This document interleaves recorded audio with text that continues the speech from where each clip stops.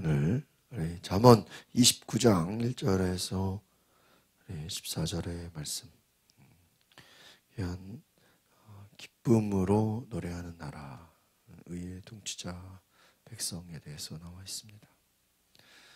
우리는 귀를 기울여 들음으로써 마음을 얻어야 됩니다. 이것을 사자성어로 이청득심이라는 고사성어가 있습니다. 귀를 기울여 들음으로 마음을 얻는다. 우리가 마음을 얻는다는 것은 잘 듣는 것입니다. 그래서 내 백성이여 들으라, 이스라엘아 들으라, 쉐마 이스라엘, 이스라엘아 들으라. 잘 듣는 것이 순종의 길입니다.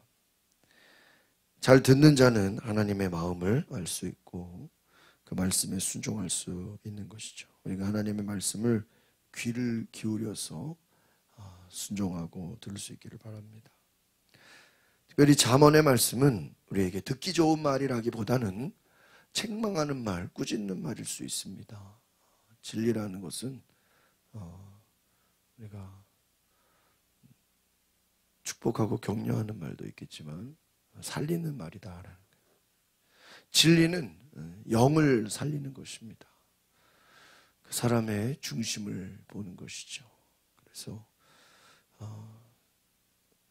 꾸짖는 말이라 할지라도 우리가 그 말을 들으면 산다 하는 거예요. 1절 같이 보겠습니다. 시작. 여러 번 꾸짖어도 자기 고집만 부리는 사람은 갑자기 멸망하되 결코 회복되지 못할 것이다. 자기 고집만 부리는 사람, 이것을 뭐라 그래요? 완고한 자다 그렇죠. 책망을 들어도 여러 번 꾸짖어도 이거는 뭐예요? 하나님께서 말씀하실 때 회개하지 않으면 멸망한다. 회복되지 못한다. 심판의 말씀입니다. 하나님께 책망을 받을 때 오히려 은혜로 여기고 기회로 여기라 하는 거예요. 이것은 회개를 말하는 것이죠. 회개가 무엇입니까? 잘못을 깨닫고 돌이키는 것입니다. 하나님께 나아가는 것입니다. 자기 고집만 부린다, 이것은 교만을 말하는 것입니다. 목이 고다 책망을 받아들이지 않는 것, 결국은 하나님의 뜻을 거역하는 것이다 하는 거예요.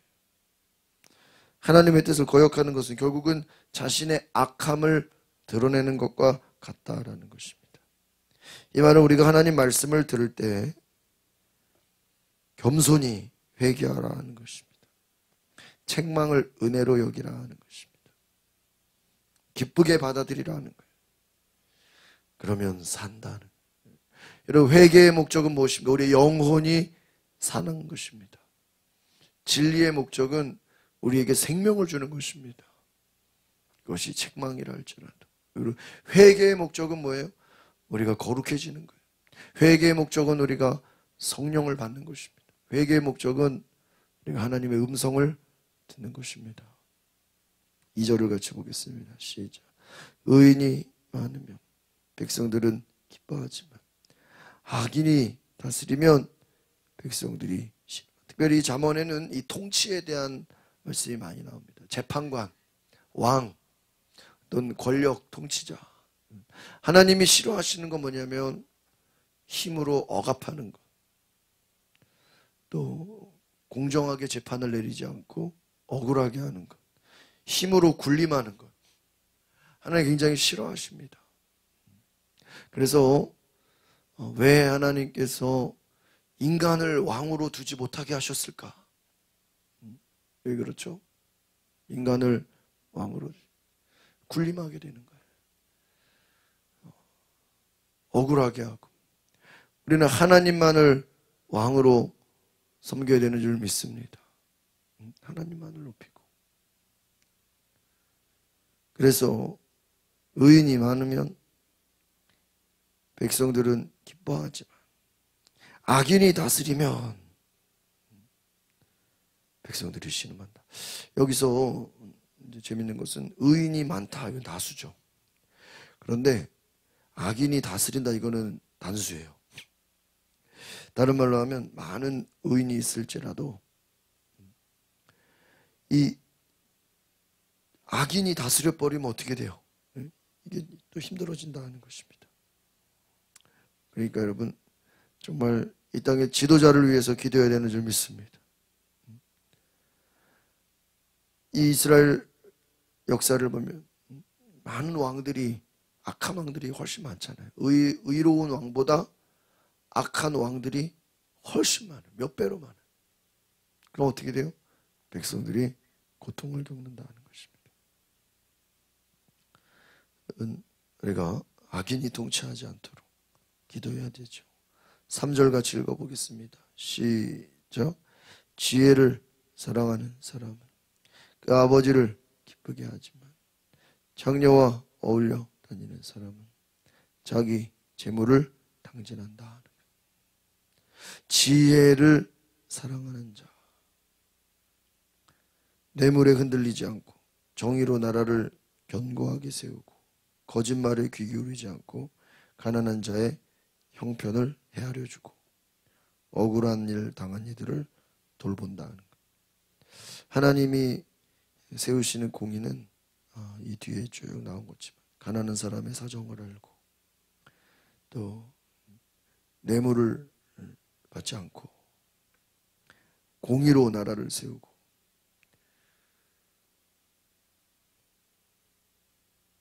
하나님의 뜻을 세우는 것은 참 좁은 길을 가는 것입니다. 돈과 권력 앞에서 정의가 무시되지 않도록 하나님이 주신 권한을 잘 사용하는 거예요. 그러니까 지혜를 사랑하는 자는 기쁘게 하지만 장녀와 어울리는 사람은 자기 재물을 탕진한다. 이렇게. 4절 5절 보겠습니다. 시작. 왕은 공의로 나라를 세우지만 뇌물을 좋아하는 왕은 나라를 망하게 한다. 자기 이웃에게 아부하는 사람은 자기 발에 걸릴 그물을 넣는 셈이다. 아부하는 자, 뇌물을 좋아하는 자, 밑에 악한 사람 다 같은 의미입니다. 이것은 망하게 된다. 악인이다.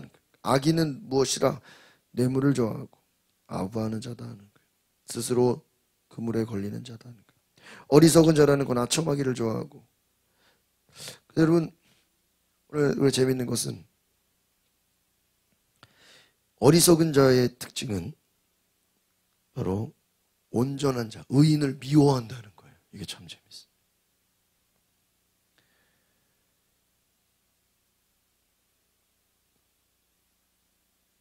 육 절 7절을 같이 보겠습니다. 시작. 악한 사람은 죄를 짓다가 덫에 걸리지만 의인은 노래하며 기뻐한다. 의인은 가난한 사람의 사정을 잘 알지만 악인은 전혀 신경 쓰지 않는다 하는 거죠. 악인은 무엇입니까? 감정에 따라 움직이고 하나님의 말씀을 불순종하고 어리석은 자는 이웃에게 해를 끼치고 또 분노하고 하나님을 거역하는 자다라는 것입니다.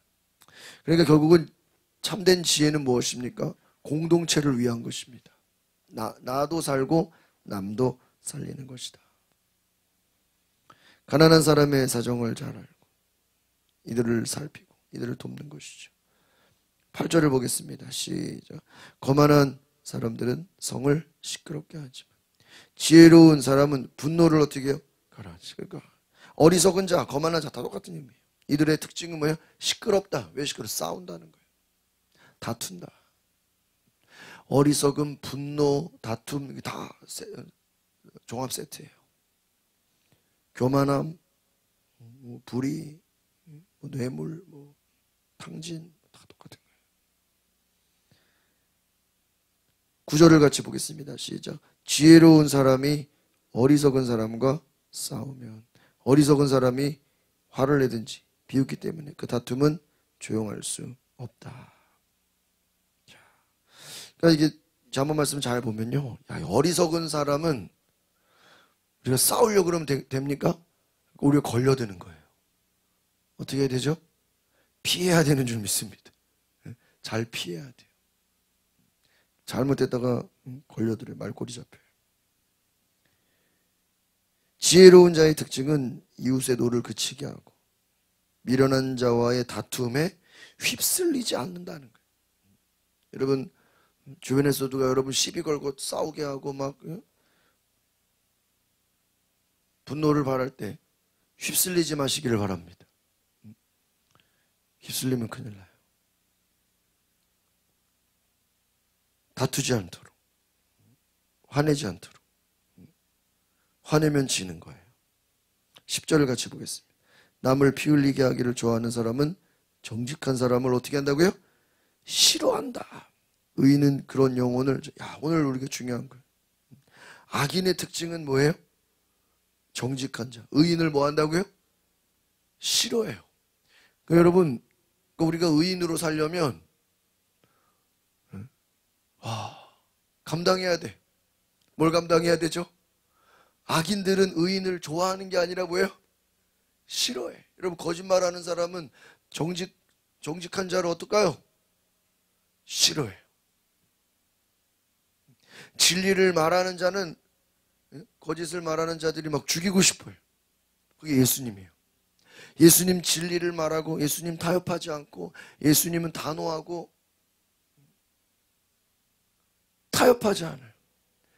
단호해. 그러니까 이 바리새인들이 예수님을 좋아하는 게 아니라 어떻게 하죠? 미워해요. 미워해. 싫어하는 정도가 아니라 미워해.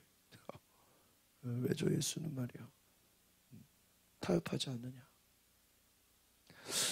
오늘 10절, 남을 피 흘리게 하는 자, 약한 자죠. 어리석은 자죠. 이들은 의인, 지혜로운 자, 정직한 자를 뭐 한다고요? 싫어한다. 오늘 이것을 기억하십시오. 그들을 미워합니다. 그런데 의인은 정직한 자를 찾는다.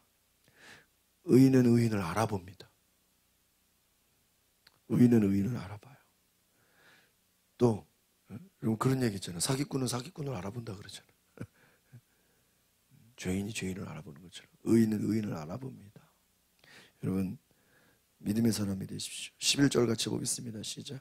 어리석은 사람은 그 마음을 다 드러내지만 지혜로운 사람은 끝까지 담아둘 줄 안다 하는 거예요. 다 드러내지 말라는. 지혜로운 사람은 끝까지 담아둔. 12절 보겠습니다. 시작. 통치자가 거짓말에 귀 기울이면 그 모든 신하가 다 어떻게 돼요? 악하게 된다는 것입니다. 거짓말에 귀 기울이면 모든 신하가 다. 그러니까 여러분, 한 사람의 지도자가 어리석게 되고 악하게 되면 어떻게 돼요? 그 밑에 있는 사람들도 다 고난을 겪는다는 것이죠. 오늘 우리가 깨달아야 될 것은 바로 하나님의 은혜를 아래서 우리가 정말 내게 주신 그러한 직분, 내게 주신 은혜를 귀하게 여겨야 되는 줄 믿습니다. 지도자가 잘못되면 다 끌려간다는 것입니다. 13절 보겠습니다. 14절 시작. 가난한 사람과 압제자가 함께 사는데 여호와께서 이 둘에게 다 볼 수 있는 눈을 주셨다는 것이다. 왕이 가난한 사람을 공정하게 심판하면 그 왕자는 영원히 세워질 것이다. 아멘. 하나님은 가난한 자나 부자나 모두에게 동일한 빛을 비춰주셨다 하는 거예요. 공평하게 생명을 주셨습니다. 이 말은 연약한 자를 멸시하거나 학대하지 말아야 된다. 약자를 압제하지 말아라. 하나님께서 다 이들을 보고 계신다 하는 거예요. 이들에게 눈을 주셨다 하는 거예요. 하나님은 공평하게 세상을 보신다. 공정하게 심판하신다. 그러니까 가난한 자를 억울하게 하지 말라. 하나님이 싫어하시는.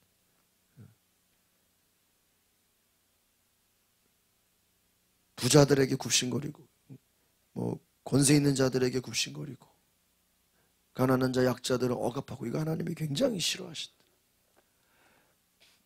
골로새서 말씀에도 바울이 외모로 사람을 취하지 말라 그래.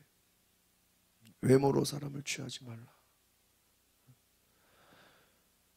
누구에게 하든 죽게 하든 주를 경외함으로 예수님을 섬기듯이 가정에서나 직장에서 모든 사람을 잘 섬기라 하는 거예요.